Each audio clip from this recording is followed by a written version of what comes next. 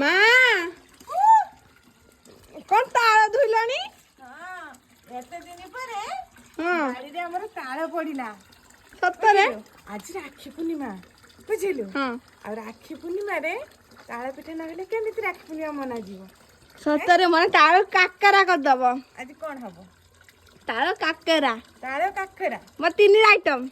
କଣ କଣ? ବଡା ଆଉ ଗୋଟେ ମୁଁ ଜାଣିନାହିଁ। ବରା, ହଁ ତାଳ ବରା, ହଁ ତାଳ କାକରା, ହଁ ଆଉ କଣ କରିବ? ଆଉ ବଡା ଆରେ ତାଳ ବରା ହେଲା, ମୁଁ ଜାଣିନାହିଁ। କାକରା ହେଲା, ଆଉ ଆଉ ତାଳର ମଣ୍ଡା, ହଁ ତାଳର ମଣ୍ଡା ଚକୁଳି, ଚକୁଳି।